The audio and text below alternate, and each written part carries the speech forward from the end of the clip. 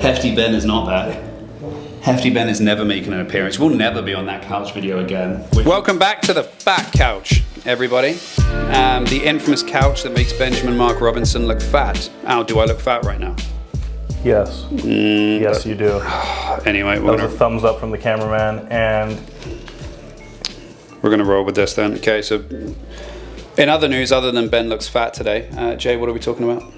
Firstly, that you are in control of the stick mic today, which is an undersight of the whole operation today. I would like to flash back probably 3 or 4 videos now where I brought this in and you did nothing but complain I brought this in and how I wasn't a real man because I wanted this mic, and now you're kicking off every time you can't use the mic. I still just can't get over this. The mic? Yeah. It's a mic. What is there to get over? Because you used that. You're an amateur. Okay. You used the mic on a stand, and I brought it out. Okay. Freehold. Other reasons today why Ben has supposedly not been a man, because I asked for a sleeve with my coffee. Because I did not get a banana bread warmed up like an adult male, apparently. And also I needed an emotional support person to come with me to Starbucks while I bought the coffees, which I also bought yesterday. Anyway, I believe we're talking about the September 2022 update. That was a horrible start to the video. September market update 2022, October 5th, Greater Vancouver stats. So how do you want to do this? Sales, listings, I talk, you talk. You've got a lot of chicken scratch there, so why don't you go through and then we'll go through some talking points. I think you've actually, surprisingly enough, you've actually read into the topic and done more research this week than I have. That's a constant, my friend. So sales, we've all seen the news, the articles, blah, blah, blah. It's all the same. Yeah. So Greater Vancouver sales, year over year, down 46.4, month over month, down 9.8. So sales velocity is still on the decline. And we're at your favorite number, a 35.7% decrease from the 10-year September average. Okay. Detached. Hang on, before you jump into that. So it was what, 46? 46.4% year over year decrease. Sales? Yeah. Okay, so interesting enough, when you break that down into downtown, the specific areas, so downtown is down 31.5%. Yaletown is down 53.7%. Cole Harbour is down 50%. The West End is down 61%. Interesting. And the downtown east side, like Gastown, etc., is actually down just 10%. You know why that is? Cheaper entry points. So they're sustaining a little better. Downtown east side, yep. Okay. Okay. Greater Vancouver benchmark, 1.155 million. Kind of irrelevant. That's a 3.9% increase year over year and a 2.1% decline month over month, if you needed to know. I'm going to jump in actually to ratios here. So as we know, below 12, buyer's market. Yep. 12 to 20 balanced, 20 and above. Seller's market. Sellers. Sustained periods of times. 3 months minimum, I guess that is. Detached, what do you think? Have you looked at these numbers? No. Detached at 16? Detached is the interesting one because it's higher than last month, I believe, but it's 12.4. Okay. So balanced. Just. Townhouse. 15. 18.4, high balanced. Okay. Condos. I think condos is still gonna 20. 20.9. Oh. Low sellers market for condos. I mean, I think this is the point that we've all really been waiting for, right? And there's been, sorry. No, carry on. I was just gonna say, as we've seen lately, there's been multiples. Yeah, for the right kind of property. I think entry-level condos. And this is the interesting thing, because this is really the point we've all been waiting for. listings to accumulate, so supply to accumulate enough that's going to deal with the quantity demanded that we're going through right now with these higher interest rates and so on and so forth. So now we're starting to see that supply go up and up and up, creep up and up and up. We're out of buyer's market, technically speaking, for all of them. So yes, we were in buyer's market before, for sure. So here's my prediction, and we can make this prediction October 5th, 2022. Benjamin Mark Robinson believes this is going to happen. It's going to keep going down. It's actually going to slowly decrease more, and we're going to probably into buyer's territory. We're going to move into buyer's territory. It's come up from that. Okay, but as we get into things the things like winter, Christmas, and all of that type of stuff, but then what I think will happen is when they do eventually hold interest rates and then eventually reduce them, it's going to bump us up into balanced territory. I don't think that there's going to be enough of a bump in order to make demand go crazy through the roof and push us back into a into a seller's market. So that's going to kind of push us back into balanced territory. I think maybe we'll stick kind of around, maybe dropping a bit into buyers, a bit into balanced, then again into buyers and balanced over the next while here.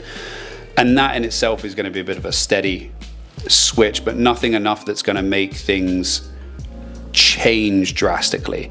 I think there's a lot more inventory on the market now that's overpriced. So that's giving a bit of a falseness when it comes to supply. Sellers have a lot of confidence right now, yes, for the most part. So yeah, in a previous market. And so I think that's a little bit misleading on the supply because I mean, hey, you can put 100,000 $10 million homes on there, but if they're not selling, it's irrelevant. It's not actually helping anyone, helping the market. So I think there needs to be an adjustment from sellers, and it's not necessarily adjusting further down in price. I think it's just you were never listing at what the new market value was in the first place. I think sellers went so long for if they got an offer that was nowhere near their price for whatever reason that they felt they were getting lowballed. Now I feel that there's offers coming in that are nowhere near their price that is market value, and they still just think they're getting lowballed. And they're just keeping the, for lack of better words, arrogance up, hoping that someone comes along, and then it's just a matter of who breaks. Does your mortgage term expire and now you're paying X more if you need to sell, or do you let someone take it off your hands? And we were talking about this before when the market was really busy as well, but market value is market value, whether you like it or whether you don't like it. It's not attached to emotions at all. It is market value, and it is what the comparables are. So I don't think necessarily there's going to be, particularly in the condo world, I don't think there's a lot of people out there who, you know, they're listed at 1.2 million. Their home is market value is worth 1.1, and if they don't sell, it's going to be worth like 900. I just think they've been afraid to even go to that new realistic market value number, and hence why they're not selling. To your point, there's still properties going in multiple offers. We had one recently, and that was the slight difference. It was an entry-level property. We reduced the price by 25,000, and we went from hardly any activity to we were mad and we had four or five offers in just such a small incremental change. And I think with these interest rates now, especially for entry level buyers, these small incremental changes are literally the difference between whether a property can be bought or not. So you really are either missing out on a lot of the market or none of the market. You're kind of teetering between those small numbers. Yeah, I think the biggest thing is the layering of seller's emotions on top that's clouding everything from that side, and to that point, just ticking down. In that case, it was only ticked down I think once price wise, and then it created all that multiple buyers. But I think that all sellers, instead of let's put it on for 30 days, if I don't get my number, take it off, you never have to sell. Reduce it 100, reduce it 200, reduce it $500,000. Oh, we're getting attention now. At least now I know where the hell it's worth, to bring perspective to everything. You don't have to sell it, pull it off then, but at least you know, at least you can either kind of recalibrate from there and say, okay, we were getting attention here, this is actually what it's worth. Can we make this work? Yes, no. pull the emotion out of it and just be pragmatic, but bring it down so you actually see the activity. Your agent may not agree with this, but at least so you can see the activity and then decide from there. Because that's what you have to do. You have to follow the buyers now. It's not, we're just going to go on and we're just going to get 5 people and deal with it. Yeah, when the market shifts, there's 2 types of shifts that happen. There's the numbers and what the numbers are actually telling you that you can read on paper, but then there's also the psychological side of things where sellers don't want to let go of a seller's market, and so they fight the price. Then when it happens the other way, buyers don't want to let go of a buyer's market, so then they hesitate and they end up losing out. So we're at that stage now where we've been in this kind of slower market for a while, so hopefully we're going to kind of see the end of the fatigue a little bit from sellers, and it's going to be a little bit more realistic. But again, this doesn't mean the buyers can jump in and all of a sudden everything's 50% off. Fatigue? Yeah. Oh, stop with your fatigue and and stuff fatigue. like that. There's no fatigue, it's fatigue. And yes, I agree with the point you made that you butchered with that innocent word in the middle of. Okay. Okay. So we're kind of coming to the end of that now, especially as we go into the Christmas period. So hopefully that should see things kind of settle a little bit. And I think there's going to be a lot of leftover inventory from these people who are just not willing to deal with the realities of market value now. And new stuff is just going to come to market and sell, and it's just going to further and further reinforce those prices. And we are seeing, which we'll look at in a minute, that inventory is coming. So there's a lot of stale inventory, to your point, and it's kind of a pain in the ass because with a lot of our buyers right now, there's just nothing that's suitable. It's not even the fact that these 5 things are great, but the sellers are being unrealistic. It's in certain criteria, there's just nothing. Well, and that's what we were speaking about before. When the market first originally shifts, it's difficult as a seller because the comparables in which you're using are based upon comparables in peak market, and there's not being anything else sold. So what happens is you get these sellers who still have high price expectations and stick with it and stick with it and stick with it. And the shifting point is usually other homes, other comparables coming to market after them for the new realistic market price, then selling. And then there's actually something tangible that agents can then go back to, or sellers can then see firsthand and say, okay, well, this is a comparable to me, and it's sold for 1.1 million. I'm not worth the 1.4 million I thought. And it's actually something they're tangible rather than the psychological aspect of, hey, we just need to list lower. I don't have anything in front of me to say why, but the market has changed. Those are just words. When you can actually see the tangible sales, that's what I think tends to shift sellers to the new reality. Yeah, those new benchmarks have to be built, and those take time for that exact reason. I was $1 million, there's nothing showing me that I'm now worth 900 like you're telling me, so let's list it $1 million. And obviously days on market and blah, blah, blah determine that that's not the best approach, but obviously it's difficult and we can see why, because there's no tangible updated benchmarks to the new environment. Now, sales. Detached. Benchmark price, Greater Vancouver again, 1.9 million. Month over month, that's a 2.4% decrease. Sales, Greater Vancouver, the numbers don't really matter. 525 houses sold, which is a 44.7% decline year over year. That's huge, but then look at exactly. I mean, the higher you go, the more you have to fall, right? So I think that's not surprising by anyone at all. And for those of you who bought during the period when it was peak, you just need to, and I hope you were told at the time, you need to sit and hold. Well, just long term. Sit and hold. That's always the best approach.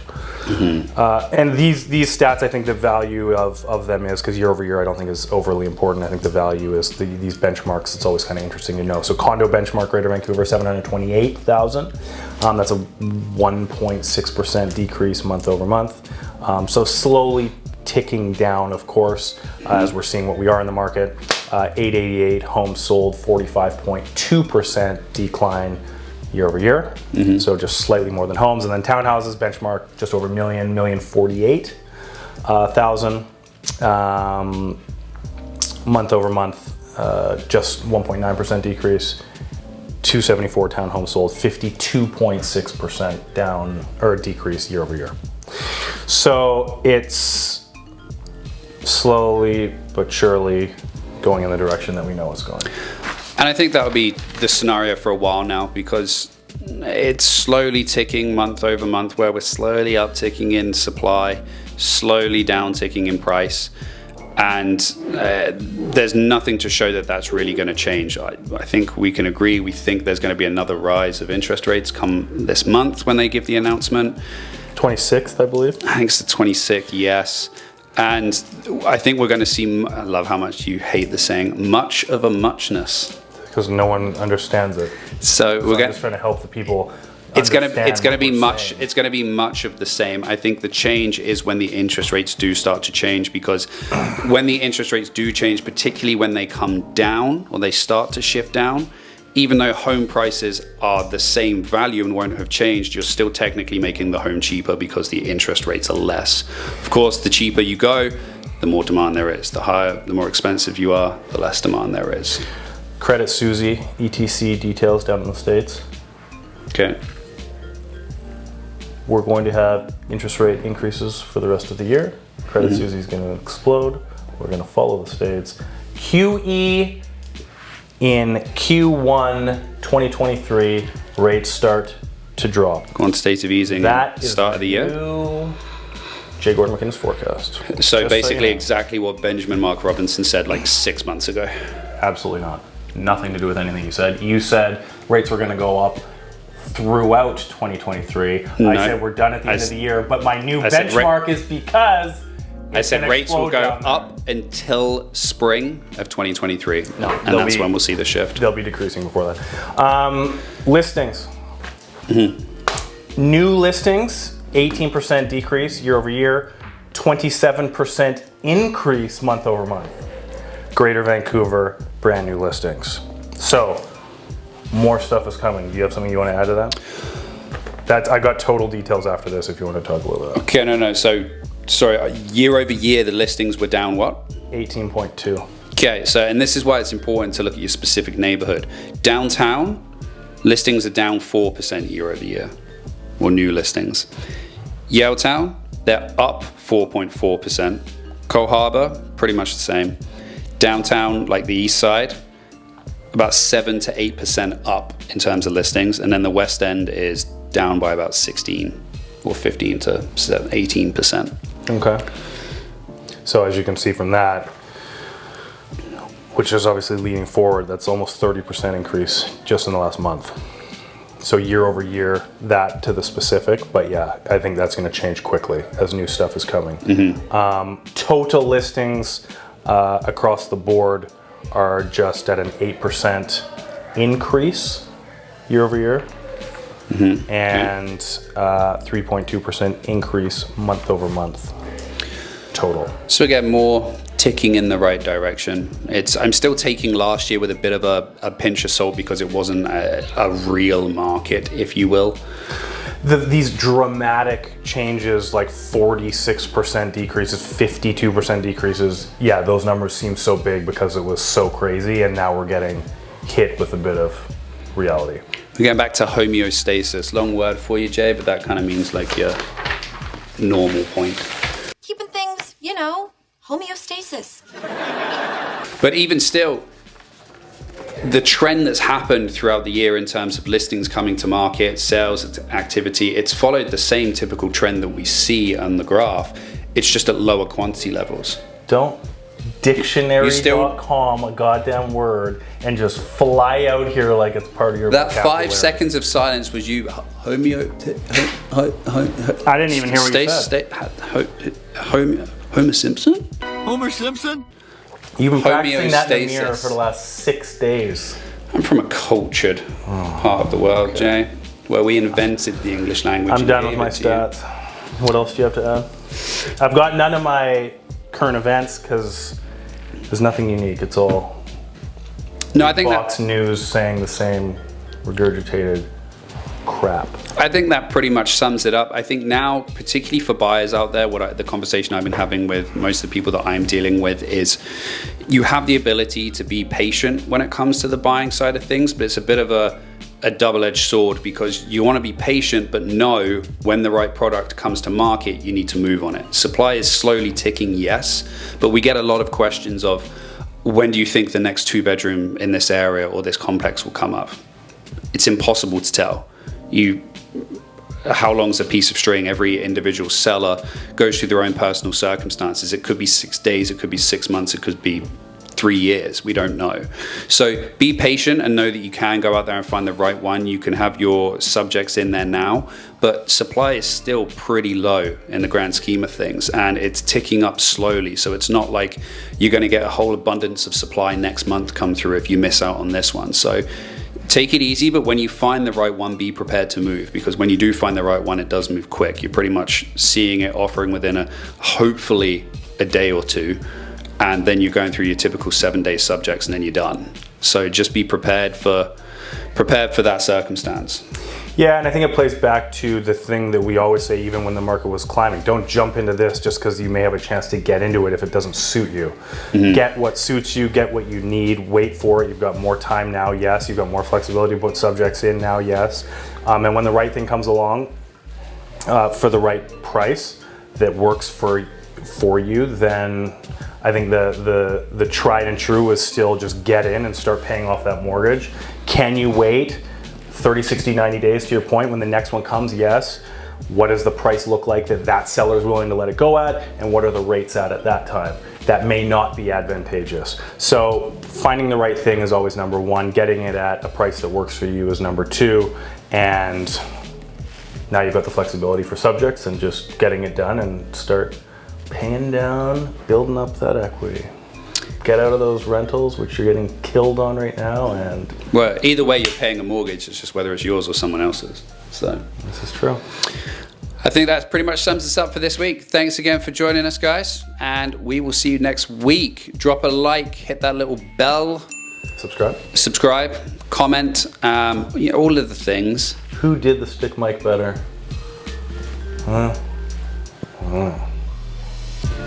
Okay, see you next week, guys.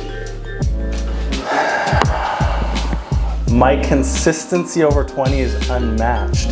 So you think it's good tying it down to like 4 minutes, 5 minutes? No. People need more, and with me they get it. Okay?